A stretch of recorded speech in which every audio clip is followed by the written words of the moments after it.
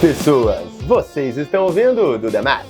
Eu sou Marcel Giraldini, founder e Chief Growth da Math Group, e hoje a gente vai falar de inteligência. Mas de novo, mas dessa vez é humana mesmo. Porque para crescer, a gente precisa de gente. Comigo na mesa, Carlos Ronaldo, meu sócio, diretor da Math Marketing. Que é esse papo e quem mais está com a gente aqui, Carlinhos? Esse papo vai falar muito de gestão ágil para ir direto ao ponto. E quem está com a gente aqui é Rafa Lima, Senior Head Santander. Legal, prazer, pessoal, estar aqui com vocês. Obrigado pelo convite. Te agradece, cara, de verdade, obrigado. Bora começar de uma forma mais até direta. Rafa, você consegue, né? Você está num conceito de banco verticalizado. Para começar, acho que vale a pena falar. Tem gente que não sabe o que é banco verticalizado. O que é isso? Mas no final, como é que growth, você fazendo uma área de growth em tese mais ágil, multidisciplinar, se relaciona com esse conceito? Legal, vamos lá. Acho que mais do que banco verticalizado, grandes empresas, no geral, elas são verticalizadas, né, em linhas de negócios. Então, sejam produtos, marketing, ou são divididas por nichos de clientes. Então, grandes empresas, elas se verticalizam no final, porque a estrutura fica muito mais organizada e fluida da perspectiva de quem está na alta liderança, né? Eu acho que growth vem para meio que provocar essa estrutura verticalizada, porque uma das premissas de um modelo growth é que essas estruturas trabalhem totalmente em conexão entre elas, né? Então, a gente está falando no caso de um banco, né? A gente tem um produto A, B ou C, que no final o cliente é o mesmo. Eu tenho que ofertar para o cliente esses três produtos nos momentos que fizerem sentido para ele, né? De uma forma contextualizada. E o time de growth ele vem basicamente porque dentro de growth a gente tem o time de CRM, a gente tem multidisciplinas dentro da estrutura que provocam essa busca por um mesmo objetivo para atingir o resultado, seja ele de venda, de relacionamento, o KPI ou de engajamento que a gente decidir. Então, quando a gente tem estruturas verticais no final, tem benefícios, mas a gente acaba deixando o cliente de lado, né? O modelo de growth aplicado ao negócio, que é um pouco que a gente aplicou no Santander, ele parte da premissa de você ter um objetivo comum entre todas essas verticais. Então, por exemplo, o objetivo é crescer base de clientes. O que todas essas verticais vão fazer mobilizadas por esse time de growth para crescer base de clientes? Então, a gente sabe a parte teórica do modelo growth, muito de crescimento constante, de um time que se provoca, né, de teste AB, de busca constante, satisfação constante. Mas dentro de uma grande organização, acho que a grande mudança é essa, é a conexão. Isso também continua existindo, que é a busca constante, a insatisfação constante pelo resultado, testar o tempo todo. Mas acho que a grande diferença em uma grande organização, por isso que eu não queria só ficar preso a banco, é a conexão de todas as verticais. Né? Porque é com a conexão de todas as verticais que se entrega o resultado. Eu conversei tem alguns meses com o Leandro Marçal, que é o CDO do Banco Pan. E aí tu trouxe uma coisa, porque quando o pessoal, sei lá, se alguém está ouvindo a gente e não está acostumado, né, não está numa grande empresa ou está começando a carreira, não sabe como é que é, aí tem um conceito que tu falou, todo mundo, óbvio, né, crescer base de clientes. Aí vem o básico do que é cliente. Exato. Ele chegou e falou, cara, meu maior desafio quando eu entrei no banco foi definir o que era um cliente. Você não tá, o que é cliente? Não, a gente tem tantos clientes ativos em automóvel. Tá, não. Quantos clientes? Não, tantos clientes com cartão de crédito, tantos com conta. Gente, se juntar tudo em ser humano, dá quantos? Vamos definir isso, pelo amor de Deus. Episódio 104, para quem quiser entender como é que foi essa loucura. É isso. E no final tem uma ineficiência, né? Porque são verticais, muitas vezes trabalhando no mesmo objetivo. Né? Então você duplica. Então acho que traz uma provocação, duplica, triplica, traz uma provocação para as grandes organizações até de eficiência, né? Eu acho. Então é isso. Rafa, esse desafio de conectar essas diferentes áreas, conta um pouco sobre esse desafio de realmente um grande banco, como que é conectar diferentes áreas com todos esses produtos também na mesa aí. Assim, eu acho que primeiro, né, é um desafio gigante porque a gente está falando aqui de um modelo que ele tem muitos anos, que ele, né, falando de banco então, né, centenários, em uma estrutura muito hierárquica, organizacional e tal. Então, quebrar isso requer muita habilidade, né, e conversa, discussão, construir juntos. Então, acho que não é um desafio fácil, mas ele não é impossível, desde que quem esteja liderando essa transformação tem habilidade de negociação, de ceder, de compartilhar, de discutir. É um modelo que ele não vem top-down. Não, é impossível, né? Então, assim, chegar, pegar algo enlatado e você vai gerar anticorpos no final. E como essas estruturas elas são antigas e mais fortes, o que acaba não evoluindo é o que é o novo, né? Então, tem que ser muito habilidoso na implementação para provocar essa mudança nas outras estruturas. E com o tempo, que eu já vejo que está acontecendo hoje no modelo que a gente implementou, essas estruturas começam a enxergar ganhos e benefícios do modelo e elas passam a ser patrocinadoras. No Estratégia da Inovação Radical, o Pedro Gärtner já teve aqui no nosso primeiro e no 100º episódio, inclusive, ele coloca que as corporações têm os anticorpos da inovação. Por quê? Porque o cara tá lá trabalhando daquele jeito há muito tempo. E tem uma coisa, eu demorei muito para bater, por que as pessoas fazem isso? E aí, só para citar 2 livros na sequência, eu li acho que o pessoal já ouviu aqui eu falar dele algumas vezes, o Psicologia Financeira. E o mais disruptivo para mim no livro não foi a parte financeira, foi a parte de psicologia. Ele começa o capítulo com uma parte até meio agressiva, tipo, as pessoas não são idiotas. É isso. Aí não são. Por que tem coisa que o cara tá fazendo que você acha que ele é idiota? Porque ele não passou pelas mesmas coisas que você passou. Aí você falou, o cara entrou numa empresa centenária. Ele já tá nessa empresa centenária há 2, 3 décadas. E aí você fala pra ele, não, agora é ágil. Não, amigão, não é assim que o mundo funciona. A visão de mundo de que alguém é muito diferente de quem já nasceu plugado na internet, já tá trabalhando. E eu acho ainda, o pessoal fala de, isso é um problema dessa nova geração. Não, quando eu era geração nova, falavam que era minha. Quando meu pai era geração nova, era dele. Eu acho que esse problema sempre aconteceu. E aí, algumas vezes, a gente vê o pessoal trazendo a técnica na frente para tentar resolver o problema. A técnica do tipo, a tecnologia. E esquecer que nós somos, do final do dia, que essa palavra no Brasil, ela tem uma conotação de vez em quando pejorativa, né? Nós somos animais políticos. Então, se você não tiver alguém que queira entender os lados, chegar ajustar, organizar, é impossível fazer isso andar. Então, a gente trabalha praticamente com muitas grandes organizações e algumas pequenas startups. Claro que as fintechs e as startups vão andar mais rápido. Claro! Por quê? Porque elas nasceram desse jeito, elas estão organizadas desse jeito. É assim que a vida vai funcionar. Mas um dia ela vai ser centenária. Se ela der muito certo. E outros desafios virão. Vai acontecer isso de novo. Então, você hoje acha que a habilidade política é um soft skill que o pessoal está esquecendo do valor dela no dia a dia? Vamos lá. Eu acho que pelo contrário, tá? Eu acho que em algum momento, sim, a habilidade política ela começou a ficar de lado e prevaleceu muito a tecnicidade. Acho que principalmente quando começou a surgir as fintechs, né? Eu acho que até para provocar, porque grandes corporações, um banco, o esquema político sempre foi muito forte, né? E a sensação é de que isso se perdeu com o tempo, porque lógico, chegavam pessoas provocativas e que não tinham filtro para determinadas conversas, que no final é super importante, tá? Eu acho que tem que ter quem provoque. Mas o que eu sinto é que a habilidade, mais do que política, é de diálogo.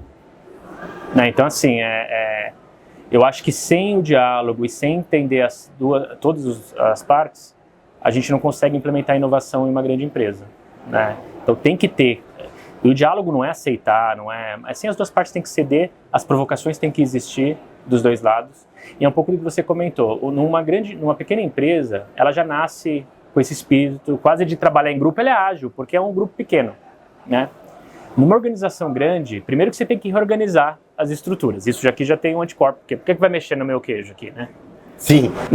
Já tá funcionando, por que você quer mudar? Sempre fiz assim? Sempre fiz assim e tal.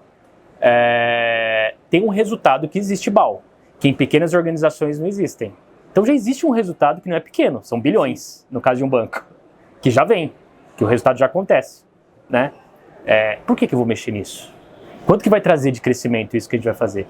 Então, é um cenário completamente diferente de você comparar uma empresa que está nascendo e de uma empresa que tem muitos anos no mercado. Né? Então, a habilidade, a conversa, o diálogo para colocar elementos de inovação, elas são importantíssimos. Eu tenho um elemento que queria trazer, porque tem gente que talvez não vai entender E eu tenho uma coisa, assim, eu estava lendo um livro, você tem ideia, o primeiro livro de vendas que entrou na biblioteca de Washington, chama Proactive Sales Manager. É um livro antigo, né? Pô, tá lá no Capitólio, pô, o livro, né? Então, pô, deve ser bom, li, gostei. E você tá lendo um livro ali, década de 60, década de 70, até os exemplos são muito de e-mail, né? Eu mandei uma correspondência para reduzir a ligação, porque o custo da ligação é alto. Mas assim, as técnicas são boas. E aí tem um momento que ele começa a explicar o que um gerente de vendas bom, proativo, deveria fazer, um líder de vendas. E, cara, tem que entender que você vai mexer em todos os itens do lado da organização. Você precisa que as suas metas... Ele praticamente explica o SMART. Não, as suas metas têm que ser específicas, mas tem que fazer o acrônimo. Então, muito antes da loucura. Só que se eu fosse fazer o acrônimo, o SMART ia ter M² nesse caso. Porque ele coloca um ponto chamado as metas precisam ser mutuamente acordadas. E aí ele começa numa coisa política. Cara, só que se você pega lá o Lean Startup, onde o SMART é muito utilizado, nem aparece. Então, talvez a ponderação do eu tô num lugar menor, e aí eu posso pegar um framework e falar, vou fazer. E agora trabalhando num lugar muito grande. Não é assim? As pessoas perderam. Elas perderam essa percepção. Eu acho que isso é muito importante para mim. Eu tava dando um papo aqui de como montar time, só que esse resgate, cara, é importante. Então teu time não vai nem conseguir trabalhar. Concordo. Vocês estavam falando muito de pessoas, de política, eu vou resgatar o valor do Manifesto Ágil. Né? São 12 princípios, né? E tem 4 valores. O primeiro valor é as pessoas interagirem mais do que processos e ferramentas. Então, o Rafa falou muito disso. Total. E é o primeiro valor do Manifesto Ágil, né? Que os 12 princípios estão baseados nesses valores. E aí tem um outro que você acabou concluindo, Rafa, falando ali dos resultados, de como precisa estar ali atento às mudanças, né? E sempre reacordar, né? Porque as coisas mudam muito rápido. É a parte da mudança, que é se adaptar mais rápido, mais rápido possível do que mais do que manter o plano, né? Então esse é um outro valor também do Manifesto Ágil. Eu queria que você falasse um pouco dessa adaptação. Total. Assim, eu acho que no final as pessoas quando falam de agilidade elas pensam muito em tecnologia só, né? Modelo ágil, até porque as grandes empresas começou com tecnologia, são empresas de tecnologia que começaram com isso e tal. Mas no final isso se aplica a tudo. E a gente está falando aqui de mudança de mindset das pessoas para um mindset de trabalho coletivo, de troca, de conversa, né? E de busca de um objetivo em comum. Porque no final, quando a gente não tem um modelo desse, o que acaba acontecendo? Os objetivos verticalizados, eles podem estar sendo entregues, mas quando a gente olha o todo não necessariamente é entregue de uma organização. Então, cada vertical, dá um exemplo no caso de banco, né? Riscos, tá com a PDD, super bem, tipo, perda controlada, tal, mas o resultado do banco financeiro em volume de crédito não está crescendo. Ou o time de pricing está trabalhando num spread excelente, mas a carteira também não está crescendo porque no final eu estou cobrando muito e grande parte dos clientes não estão contratando, né? Então, ou eu estou vendendo muito, mas eu estou canibalizando preço ou estou vendendo para o cliente errado. Então, se a gente olha verticalizado, cada um pode contar uma história linda, mas quando a gente olha o todo, e esses três exemplos que eu dei agora, eles podem estar entregando o 100% do DPO deles, dos objetivos, mas quando a gente olha o todo, a gente não está entregando. Então a troca, né, acho que é importantíssimo. Isso foi um tema que até hoje, a gente implementou esse modelo tem 8 meses. Vocês vêm acompanhando, ajudando a gente nessa construção, né, toda. A gente tem muito para evoluir ainda, mas eu acho que o principal, que eu acho que a gente hoje olhando, né, a gente até fez uma reunião ontem discutindo isso, da evolução do primeiro semestre, é justamente conseguir um time que está com a mesma dor, sabe? Então, assim, tá todo mundo focado no mesmo objetivo. Eles estão muito mais focados em buscar o atingimento daquele objetivo do que com o processo, com o SLA, né, com o projeto A, B. Porque no final talvez não precise do projeto, porque eu encontrei um outro caminho, né? Então, essa troca acaba acontecendo ali entre as pessoas. Isso é muito rico, isso não tem preço. É difícil implementar, mas o ganho, ele Eu não vou deixar você ficar assim modesto, não. Não vou deixar. Porque você implementamos há 8 meses, aí o pessoal vai ficar com a percepção, caramba, né, lugar grande, demora para movimentar. Tu colocou de pé em 4. Então, assim, não vai ficar assim modesto aqui. Tá, tu colocou em pé em 4 meses, num lugar grande, de uma estrutura mais verticalizada. Quais são os fatores que contribuíram para isso funcionar? Porque, assim, 4 é rápido em qualquer lugar. Ó, eu acho que, inclusive empresa pequena, né? Sim, inclusive empresa pequena. Eu acho que primeiro, você tem que ter um time, pessoas, vamos colocar pessoas. Tem que ter pessoas a fim de fazer acontecer. E a gente tinha um time no Santander que tinha sede por esse modelo, né? Queria trabalhar no modelo desse, que era o meu time de negócios digitais. E que já vinha provocando a organização muito para a gente trabalhar nesse esquema. Então, pessoas com vontade, pessoas com a cabeça aberta, pessoas flexíveis, sem resistência, é fundamental. Tem que ter um sponsor. Tem que ter alguém que apoie. Por quê? Porque, obviamente, durante essa jornada, muitos questionamentos surgem. Em algum momento não faz sentido. Um mês que o resultado não vem, vamos descontinuar. Então é importantíssimo ter alguém dentro da empresa que apoie, né? Alta diretoria, né? Nesse caso a gente teve aqui o time, né? O Gustavo Santos, ele apoiou muito a gente nessa construção. Vendeu isso para a organização como um projeto super relevante que apoiava na transformação para a gente acelerar, principalmente no crescimento da gestão digital de clientes, que a gente chama no banco de clientes não carteirizados, que são 70% da nossa base. Então, um sponsor fundamental, porque nos momentos de dificuldade você tem alguém ali, te apoiando, né? Então, a gente falou de pessoas, ter um sponsor. Eu acho que tem que ter alguém apoiando com um olhar neutro. Nesse caso, a MEF está ajudando a gente, né? Então, porque no final, a gente tem que ter um olhar externo, neutro, do que está acontecendo e trazendo os pontos, criticando, porque, obviamente, eu estaria enviesado em avaliar que está tudo indo bem ou não. Então, tem que ter alguém olhando e apoiando e trazendo ideias de ferramentas novas, etc. e tal, e provocando a gente método de trabalho. Objetivos claríssimos. Então, assim, definir os OKRs para começar é fundamental, porque se eles forem mal definidos, se eles forem OKRs mal construídos, no final você não vai atingir, o time vai se desmotivar, o modelo vai acabar sendo questionado. Então, a gente, durante muito tempo, discutiu, eu diria assim, que antes de começar, a gente demorou uns 2 meses discutindo tanto as pessoas, né, mas principalmente os objetivos. Como que a gente vai mensurar isso? Como que a gente vai dividir? Vai ser por produto? Vai ser por ciclo? Vai ser por objetivo? A gente fez um workshop, né, tem pouco tempo, e um dos itens da transformação digital, né, das maiores falhas da transformação digital, lembra? Era não conseguir medir o sucesso corretamente. Você já começou com isso, né? E no final, o que acontece? Quando começa, a gente descobre que tem que ajustar. E aí, faz parte do... Eu coloquei no bloco ali de pessoas, mas de ter pessoas com esse mindset de que nunca vai estar bom, sempre vai ter oportunidade de ajustes. Não existe a entrega de um projeto, acabou.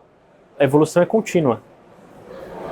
Para mim, assim, o sponsor e isso são os 2 temas fundamentais. Você tem que ter um time que tem essa cabeça de evolução contínua, porque as pessoas, em geral, elas esperam entregar um projeto e serem reconhecidas. E no modelo desse, isso não acontece muitas vezes. Não. Porque o reconhecimento, ele é pouco no dia a dia e às vezes nem vem, né? Porque você entregou e você tem que dobrar no mês seguinte, etc.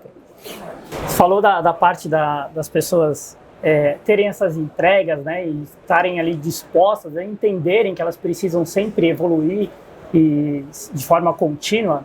Eu assisti uma palestra do Kim Schweber, que é um dos criadores ali do Manifesto Ágil, né? E aí eu estava lembrando que ele fez uma brincadeira que legal, a gente entregava antes os nossos projetos em 1 ano e meio e a gente não entregava o que o cliente queria. Agora a gente vai entregar em 3 meses, o que o cliente ainda não quer. Mas aí ele fez essa brincadeira para trazer o seguinte, daqui 3 meses já mudou muita coisa. Né? E dentro de growth, dentro de um negócio tão grande, onde os objetivos vão mudando, você precisa sempre calibrar para onde você vai apontar, isso muda mais rápido ainda, como os exemplos que você deu. E alguns projetos, já aconteceu, tá? É tão rápida a mudança que nós já declinamos o rollout de projetos que estavam em construção porque já não faziam sentido serem implementados. Isso é uma mudança, isso recente. É uma mudança de mindset, porque antes, não tem que implementar. Já gastamos 1 ano construindo. Síndrome do custo afundado, né? Não vamos lançar, não faz sentido. Congela, não é que a gente vai jogar fora, mas vamos reformular porque precisa, né? Então... Deixa eu chamar aqui, ó. Você que tá ouvindo e não entendeu a brincadeira de síndrome de custo afundado, deixa eu falar que você faz isso em casa. Faz. Sabe que quando você tá assistindo uma série que você já tá achando um lixo, mas você fala, já assisti 10 episódios, tenho que chegar no final? A pergunta é por que você tem que chegar no final se você tá achando um lixo? É mais ou menos a mesma coisa. Já gastei tudo isso nesse projeto, mas ele já não serve. Põe no ar, sim, aumenta o prejuízo dele. Não faz sentido. Né? Mas tem uma coisa, Rafa, que não é fácil tomar essa decisão. A gente sabe que você lidera líderes, né? Embaixo de você não está direto o time de operação. Esses caras estão lá vendo no dia as coisas acontecendo. Como é que eu tenho que ser o líder para fazer uma coisa dessa funcionar? Porque as pessoas têm que sentir um ambiente de segurança, minimamente de segurança tão grande, pode falar, ó, sabe isso que a gente está trabalhando há meses? Não serve mais. Ó, mudou aqui, um concorrente fez uma coisa que é igual, vai parecer plágio, tira, muda. Tem muita coisa que tem que acontecer. Como é que tem que ser o perfil desse líder? Se eu conseguir exemplificar pra gente, eu acho que ia ser bem legal. Assim, eu acho que a gente, além da liderança do time, ele também tem que ser um líder com habilidades para interagir com a organização. Porque no final é um modelo novo, como a gente começou falando, né? Que existe, querendo ou não, pessoas observando se ele vai funcionar ou não. Então essa pessoa tem que ter uma habilidade, ele não pode ser um super-herói, o cara que quer ser o protagonista, ele tem que saber trabalhar em time, ele tem que saber reconhecer os valores das multidisciplinas que ele tem ali com ele, ele tem que dar exposição para todo mundo, mesmo que não seja do time dele. Então assim, é uma habilidade, é a liderança ambidestra que a gente comentou lá, ele tem que ser capaz de fazer tudo, muita coisa, né? Tanto de negociação, quanto de gestão, de flexibilidade, de abrir mão de algumas coisas, de ceder outras. Então, o líder tradicional que a gente conhece, né, que é o top-down, inflexível, é o que é o protagonista, que só ele conta a história, no modelo desse ele sofre. Porque a premissa do modelo é que o grupo entrega, né? Eu mesmo, a minha posição, meu time tem que ter isso, mas na minha posição eu preciso, porque no final tem as verticais que eu interajo no banco. Então eu não posso chegar para o CEO da empresa e falar que eu entreguei aquilo 100% batendo no peito, porque aquilo foi construído com um grupo, que inclusive parte dessas verticais estão inseridas nele. Então, como que a gente leva essa mensagem para cima no modelo que não está acostumado com isso? A gente vai junto. A gente conta em fóruns diferentes uma mesma história, que daí começa a conectar. Isso daqui nasceu da Squad Growth, etc. Então, eu acho que essa habilidade da liderança, né, esse soft skill, né, de cuidar tanto das negociações com a organização, quanto com o time, de cuidar das pessoas, de saber dar exposição para quem tem que dar, de flexibilizar, ela é fundamental para tocar um projeto desse. Você está falando dessa parte do líder, Rafa, tem uma questão bem importante, que ele vai encontrar squads com times totalmente diferentes, processos e ferramentas diferentes. Como que é isso na prática? Ele precisa, o líder, que é um ponto que quando eu falei multidisciplina, talvez descendo um pouco mais. O líder de uma Squad Growth, ele precisa conhecer, ele não pode ser, ele tem que ser generalista, porque no final ele tem que conhecer o CRM, tem que conhecer de Data Analytics, ele tem que conhecer de marketing um pouco, ele tem que conhecer de digital, de tecnologia, Então, assim, ele não pode ser uma pessoa... Ele delega, mas ele tem que ter o mínimo conhecimento. Então, assim, para ele precisa saber até se o time... Se ele está tirando o máximo potencial do time, sim ou não, né? Então, toda a parte ferramental, que eu acho que esse, para mim, é o grande desafio, né, da liderança. Porque a gente vem de um modelo de liderança verticalizado. Que eu conheço de marketing, um eu conheço de digital, e o outro o coleguinha faz. Quando a gente fala no modelo growth, esse líder ele tem que conhecer, por mais que tenha um chapter de cada uma dessas disciplinas, se ele não conhecer de cada uma delas, seja ferramentas, processos, academicamente o que ele está cuidando, etc., ele não vai extrair o máximo potencial de cada uma delas. Né? Então, aqui eu diria que hoje a gente está num processo de construção, e para mim esse é o que leva mais tempo na formação da liderança. Tá? E todo mundo tem que ter clareza de que isso é necessário. E a gente tem que reforçar o tempo todo, porque como não começou com um líder multidisciplinar, a gente começou com líderes verticalizados que no final a gente espalhou dentro da estrutura, cada um puxa para o seu lado. Se eu tenho um líder que veio de digital, ele acaba aprofundando no modelo digital. Se eu tenho uma pessoa que veio de CRM, por exemplo, ela vai tender para o lado de CRM. Como que a gente cria um grupo, uma liderança que no final tem essa visão multi-skill, né? De todas as competências que ele tem dentro da... Isso acontece com tecnologia também. Né? Hoje um PO, um líder de uma mesa de tecnologia, se ele não conhecer de tudo que ele tem de potencial ali, ele não consegue operar no máximo potencial. Mesma coisa com o negócio. Sim, tem que ser bem generalista, né? A gente vive isso bastante, a gente está dentro de 10 bancos ou mais, né, Marcelo? E os nossos times precisam também atuar dessa forma. Então a gente vive isso muito na prática mesmo, né? Porque a gente tem que se adaptar aos processos de cada banco, né? E é o Santander. O papel de vocês nesse contexto muda completamente. Totalmente. Depende de onde é. Tem lugares que você tem lá mesmo, né? A gente está falando de 10 coisas diferentes ao mesmo tempo, às vezes. Porque são os temas que surgem desse grupo disciplinar. Mas tem uma coisa assim que vocês estão falando e eu acho que eu não sei o título que depois o Cássio vai dar para esse podcast, mas eu tô achando uma coisa muito contra a cultura, sabe? Porque a gente tá num evento em que ontem eu fiz até uma piadinha que foi horrível, mas é real, que tá todo mundo tendo dor, né? Tu anda por aqui ai, é só artificial inteligência, tudo quanto é lugar. E aí a gente decidiu, tá aqui, hein? Tá todo mundo só falando inteligência artificial, e falou, cara, mas vamos fazer assim, para as empresas crescerem, elas precisam de gente. E liderar essas pessoas é uma coisa importante. Ah, mas é que agora a gente vai precisar de menos gente. Mas ainda gente, né? Não tem. E vamos falar, eu quero fazer não um paralelo, porque eu não conheço profundamente o case, mas tem uma coisa que eu vou ter que trazer como um meme, não sei se é verdade, porque a gente tá aqui, né? Tá falando de um time que já tá grande, a coisa tá crescendo, está olhando para as pessoas. Fala assim, mas se fosse uma fintech não era assim. Vou pegar um meme que o pessoal fala lá do Davi Vélez do Nubank, logo que ele pegou a primeira rodada de dinheiro, e já o pessoal, vamos contratar, se não tiver gente não cresce. Então assim, já era uma percepção, precisa de gente. Então eu tô achando mega contra a cultura, sabe? A gente poder falar, precisa de gente.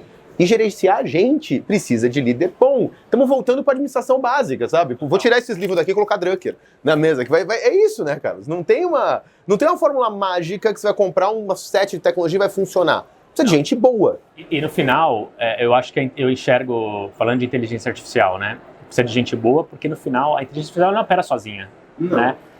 Eu acho que a grande confusão que existe, né, é que ela vai substituir, que sim, ela vai, para temas repetitivos, operacionais, eu acredito muito que vá. Mas numa squad growth, por exemplo, eu acredito muito que da oportunidade que existe de otimizar, aumentar a produtividade usando inteligência artificial.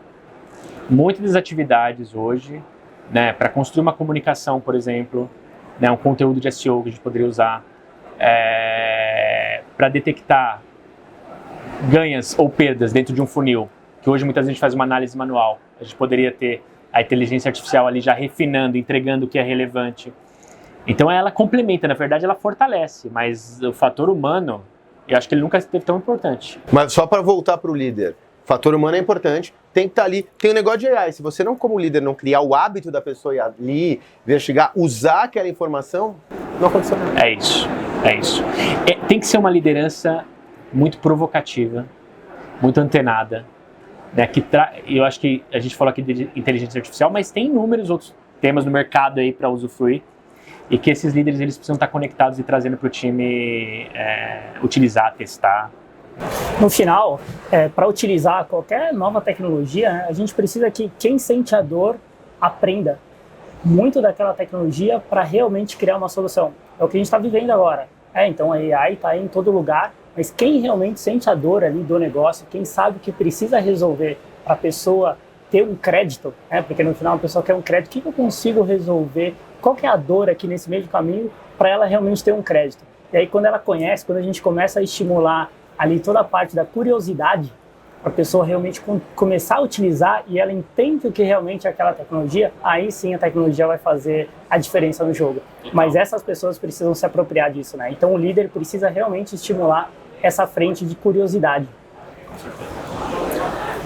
Quando eu olho o nosso gráfico de audiência, tem bastante gente de grandes corporações. Eu não consigo falar ação de banco, porque aparece lá a quantidade de funcionários da corporação só. E aí eu estou imaginando o pessoal ouvindo daqui falando assim, não, cara, tu precisa de um patrocinador forte, Legal. Tu trouxe já uma ideia do como isso ajuda, como não anda sem isso. Acho que tá legal, você tô ali com o Gustavo, te dá ajuda e tudo mais.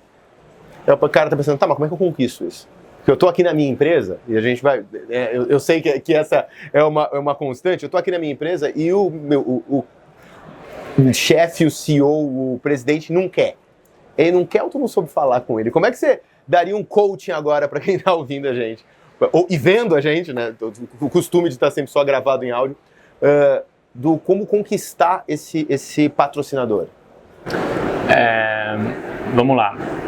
Eu acho que a gente, só para reforçar o tema do sponsor, o patrocinador, ele não pode ser uma pessoa da própria área. Então, obviamente, a Marcela, que é responsável de negócios digitais, super comprada com a ideia, mas ela sozinha não bastava, porque no final, ela defendendo a própria área, precisaria de alguém, exato, né, que não está inserido nessa área, defendendo, que daí você ganha força. Então, eu acho que como você conquista a alta liderança é quando você mostra. A gente volta, quase estou refletindo aqui na resposta, a gente volta no trabalho em grupo, que é o princípio do modelo ágil, né? Quando a gente leva isso em bloco para cima, em bloco, não estou falando para levar 10 pessoas, mas que 2 ou 3 pessoas da organização acreditam, você pode ter certeza que o CEO vai escutar de uma outra forma, né? Que volta a não ser o protagonismo individual de eu ir lá, eu vou lá, eu vendo meu projeto, né? Mostro um business case, falo, vou dobrar a receita do banco, tá? Eu acho que esse modelo as pessoas já começaram a questionar, porque muitos não aconteceram. Porque todo mundo quer dobrar a receita do banco, já tinha que ser todo mundo é maior que a Apple, se os PPT são verdadeiros. É isso. Então, quando você vai em grupos, e ainda mais assim, grupos talvez até com interesses diferentes, né? Um grupo mais focado em venda, em outro em qualidade, por exemplo, vai pegar os dois extremos, né? Outro é vendedor, outro está prezando pela qualidade, ou riscos. Quando esses dois mundos vão juntos e falam, este é um modelo que a gente deveria atuar, ou seja, esse é o projeto, etc e tal, a recepção ela vai ser outra, né? Ela vai ser outra. Então, eu acho que... E outro tema importante, está conectado com o desafio da organização também. A gente estava conectado com o desafio do momento, né? Então, tem que ter contexto. Não é chegar com ideia... Talvez a reflexão não é como é que eu conquisto o CEO, a reflexão é como é que isto que eu quero fazer, esta mudança que eu quero promover de modelo, de ir para um lado mais ágil, mais orientado a dados, impacta na meta que está no CEO. Quais são as outras áreas que também tem que estar, convencer primeiro esses caras, para daí ir com um time, nós achamos que é isso, não pode ser eu acho que é isso. O eu é fraco nessa hora. É fraco. Eu acho que essa resposta vale o podcast, né, cara? Vamos falar aqui. Essa aqui, quem chegou até aqui ganhou ouro, quem não chegou perdeu. Acho que o papo é esse. Boa. Tem um tema legal também que acaba influenciando muito, que a gente comentou de conhecimento, né? Mas eu vou trazer um pouco do conhecimento técnico. A importância desse conhecimento técnico para a tomada de decisão. Como que você enxerga isso, Rafa? É fundamental, assim, no final, A gente começou falando de que a tecnicidade, ela não é que ela deixa de ser importante, ela também é importante, mas a gente colocou outros elementos, né? A gente pode tomar decisão errada, ainda mais falando de um mundo de growth, que tudo é muito exponencial e rápido.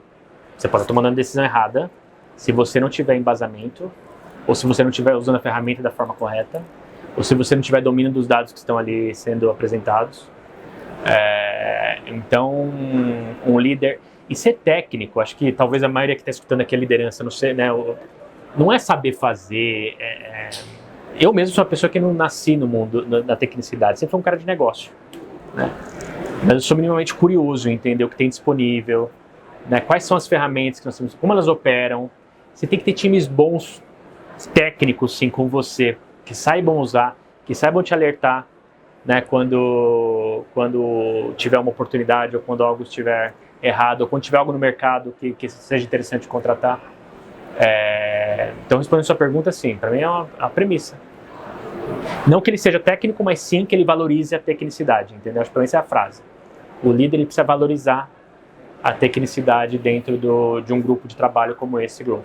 Legal, porque tem gente que vai falar, não, mas então esse é o novo jeito.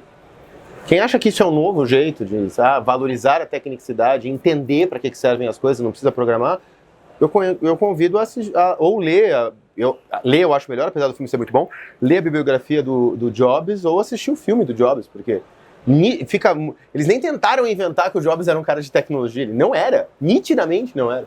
Ele ficava, não, ó, aqui precisa ser fácil, porque precisa usar, ele era o provocador, que em alguns momentos mais educado, essa não é a parte de se copiar dele, tá, gente? Mas é um mindset de, cara, vamos provocar para isso ficar melhor, é assim que usa, a gente quer que as pessoas usem desse jeito, elas vão usar desse jeito. Não, respeitava a tecnologia, mas não precisou, não era o cara que montou, que estava lá soldando o transistor e pensando em como otimizar, não era isso que ele estava fazendo. Porque eu acho que esse é o perigo, né? Eu já conversei isso muito com o meu time, é quando as pessoas querem ir para um lado da tecnicidade, que não é o que é esperado de uma liderança. Não é ir lá e fazer, ou desenvolver, né? É você ter pessoas boas e você ter um mínimo conhecimento, né? Você pode até acompanhar, entender como que é, para você ter um pouco mais de profundidade, mas não é sobre fazer, é sobre saber pedir. Exato. O Marcel explicava isso em aula, aprendi com ele, eu replico nas minhas aulas, para explicar essa parte do que a pessoa de negócio precisa entender tecnicamente. E aí eu gosto muito, saber unir os pontos. Então, quando você tem um problema e você tem ferramentas e processos, como que você consegue desenhar e unir os pontos? Como essas coisas vão se amarrando e resolvendo o problema? Eu acho que quem está ali no negócio, o técnico que ela precisa saber é isso, ela precisa pelo menos saber fazer um desenho de o que seria essa solução utilizando esses processos e essas ferramentas. Porque a partir daí ela consegue discutir, consegue provocar e chegar na solução do problema. Perfeito. A gente precisou de mais de 120 episódios para o Rafa vir gravar com a gente. Mas ele veio e infelizmente a gente chegou ao final. Rafa, muito, muito obrigado pela tua participação. Quem gostou, e eu tenho certeza que muita gente gostou, onde é que continua acompanhando as tuas reflexões, os teus conteúdos? Qual que é a melhor rede, qual que é o melhor canal? Olha, no LinkedIn eu tô como Rafael Lima, né? Tem muitos, mas coloca Rafael Lima Santander, vai me encontrar. Está aqui embaixo também na descrição.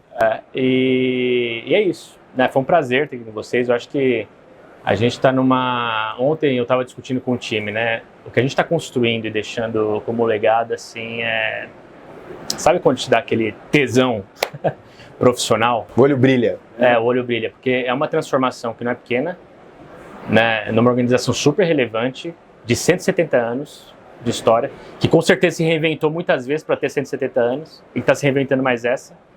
Então, acho que é um legado muito bacana e vocês estão nessa com a gente. Então, de verdade, obrigado pelo convite. A gente que agradece a tua presença e por deixar a gente participar disso, porque é muito legal também ver o que vocês estão montando. Legal, obrigado. Valeu!